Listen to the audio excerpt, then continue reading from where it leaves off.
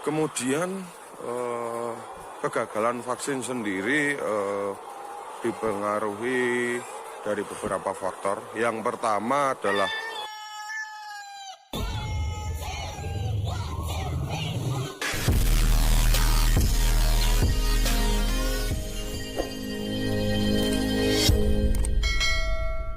Assalamualaikum warahmatullahi wabarakatuh. Kembali lagi dengan kita di channel Landry Sahabat Truk.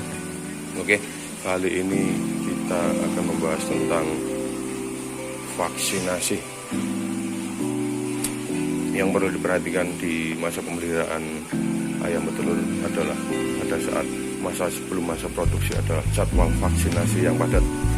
Oke, kebetulan hari ini adalah masuk umur 22 minggu. Kebetulan lagi ada vaksinasi ND.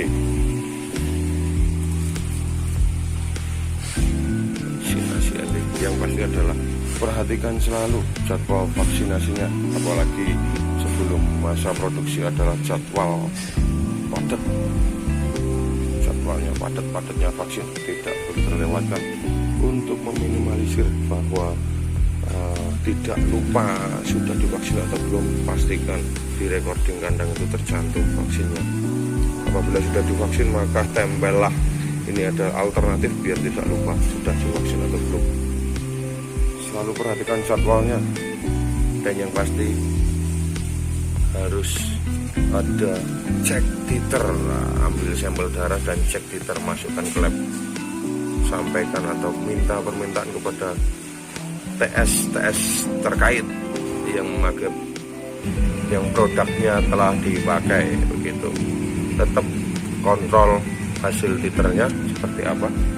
Nah, yang selanjutnya, sebelum melakukan vaksinasi pastikan ditowing terlebih dahulu. Nah, untuk waktu towing adalah, kalau untuk ND ini kurang lebih dia 3 jam. Apabila lupa untuk jadwal vaksinnya, terus kemudian lupa untuk towing, alternatifnya adalah seperti ini. Jadi ini adalah alternatif untuk melakukan towing. Jadi tidak boleh pakai air hangat ya. Perlakukan dengan air yang mengalir. Suhu dinginnya itu cepat menghilang. Ini sama. Nah, ini ada alternatif untuk cara towing yang lebih cepat. Nah, bukan begitu Mas Agung?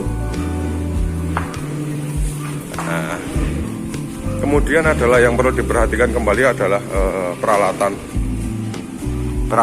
Pastikan di sini adalah nanti yang digunakan itu peralatan jarumnya baru.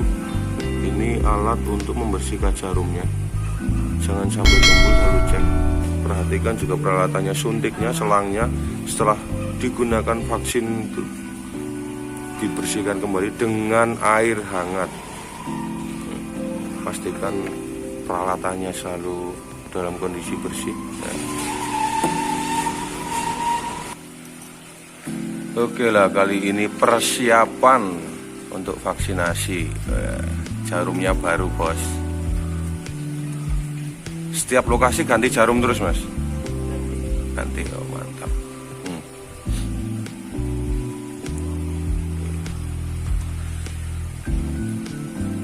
Kenapa harus ada jarum di situ mas? Itu buat angin mas. Oh itu buat angin, oke siap.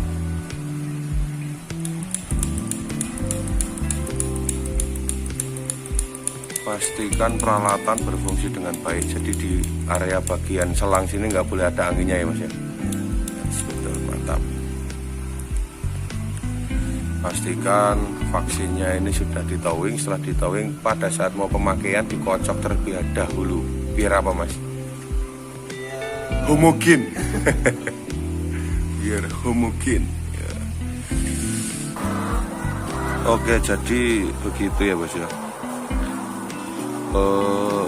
Vaksinasi itu memang sangat penting dan krusial untuk pemeliharaan ayam petelur sendiri, karena bisa kita ketahui bahwasanya pemeliharaan ayam petelur ini jangkanya sangat panjang, bisa sampai 2 tahun pemeliharaannya atau masa produksinya. Apabila vaksinasi tersebut tidak dijalankan dengan baik dan challenge lapangannya itu tinggi, dengan kondisi apalagi saat ini adalah musim pancaroba atau fluktuasi suhu yang tidak menentu, kemungkinan besar rata-rata adalah banyak timbul outbreak apabila memang vaksinasinya kurang bagus.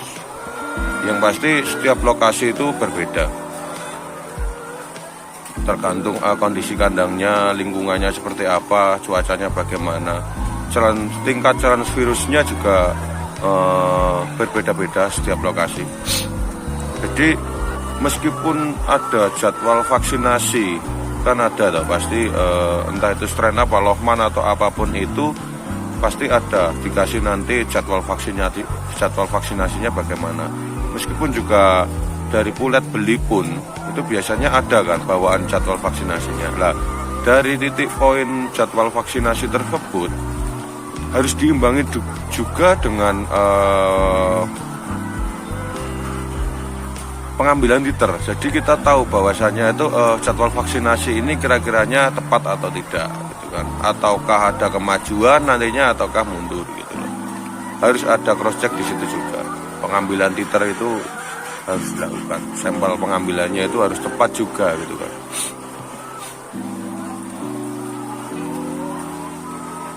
Untuk mencapai kondisi atau produksi yang bagus dengan kondisi ayam yang baik ya yang pastinya ya dari segi pemeliharaannya juga harus bagus. Kita juga harus memastikan bahwasanya vaksinasi itu dilakukan dengan baik, gitu. Ini ayam umur 22 minggu ya, kurang 2 hari. Ini untuk refak terakhirnya, harusnya kemarin itu refak terakhirnya itu di 21. Cuma kemarin ada tambahan korisa, jadi di sini itu vaksin korisa itu dilakukan 3 kali, atau refaknya 3 kali. Terakhir kemarin itu ND-nya itu harusnya minggu 21 kemarin 20 kemarin, tapi karena ada korisa jadi ND-nya diundur. Karena kemarin juga ada pengambilan sampel titer, ternyata titernya masih oke, jadi ya beranikan untuk mundur. Untuk pelaksanaan vaksinasi sendiri saat ini di kaki kiri, karena kemarin korisa itu kaki kanan ya kan. Kemudian kegagalan vaksin sendiri dipengaruhi dari beberapa faktor. Yang pertama adalah proses penyimpanan vaksinnya mungkin kurang tepat.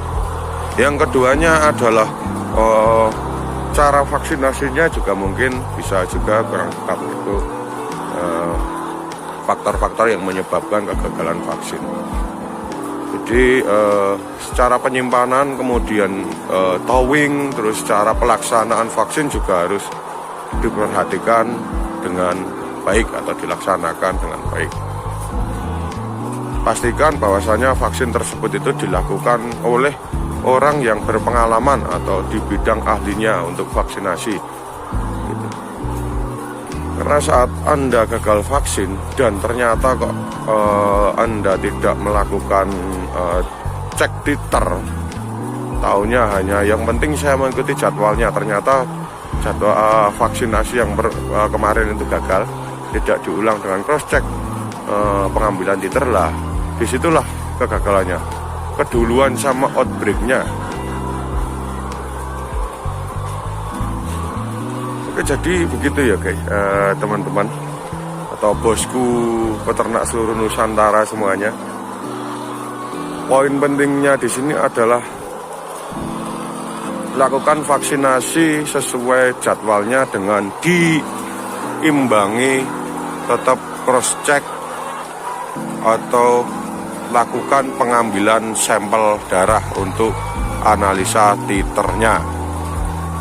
dan lakukan proses vaksinasi atau pelaksanaan vaksinasi dengan sebaik mungkin. Mungkin sekian cukup dari saya. Apabila ada saran silahkan tulis di kolom komentar. Jangan lupa share dan komen. Yang belum bergabung silahkan subscribe untuk kemajuan channel kami. Terima kasih. Wassalamualaikum warahmatullahi wabarakatuh.